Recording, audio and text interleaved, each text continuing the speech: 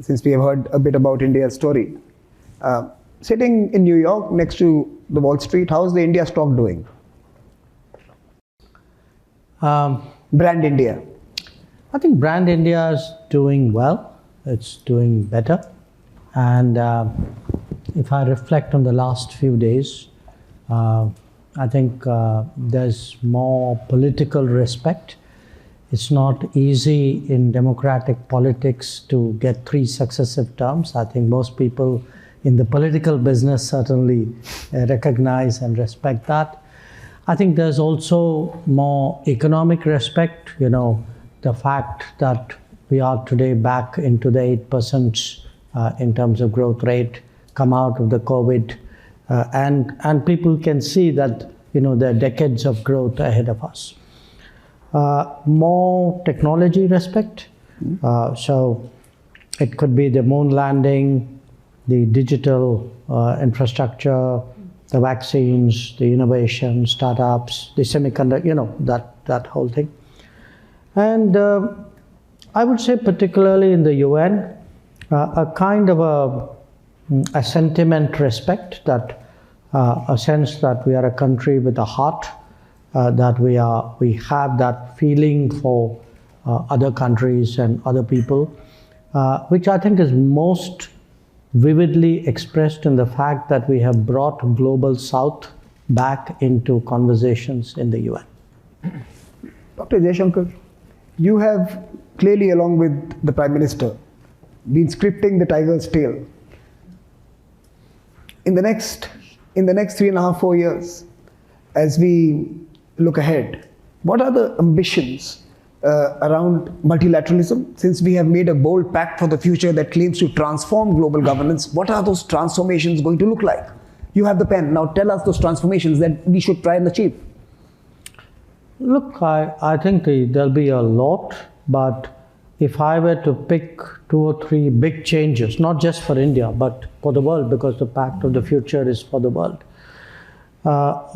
You know, a lot of the Pact was centered around the SDGs, and the SDGs is really giving the ability to people to realize the potential. What we are looking really is genuinely global development, which will allow the diversity, the natural diversity of the world to express itself. But when we speak about that, I think a big part of it is democratizing economics. Typically in the UN, we speak about making politics more democratic. But, you know, if you don't have, if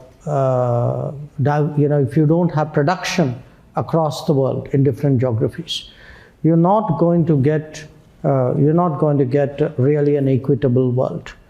It's one big takeaway from the COVID era as well. You know, the over concentration, the reliance on limited geographies for the needs of the world. So for me, how to democratize economics is one. How to democratize technology is another. And that's where I think digital public infrastructure is a very big piece.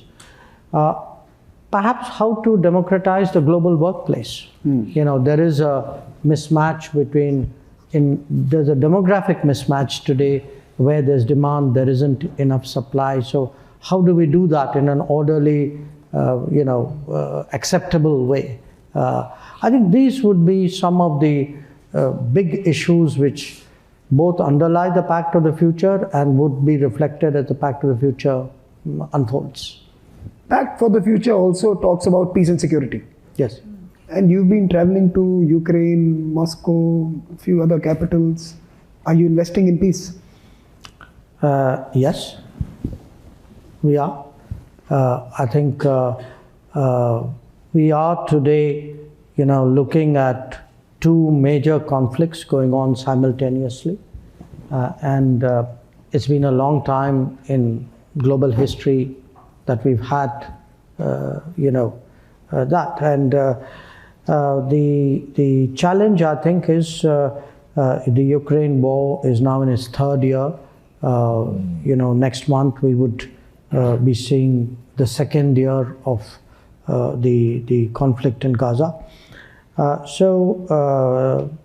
Issue facing, I think, the world is whether you watch impassively and perhaps with a degree of fatalism for all of this to work out, or whether countries are prepared to be more active and do something about it. And I think we have decided that we would. It's reasonable, it's responsible to do something about it, and I think that's part of the reason why those travels which you referred to.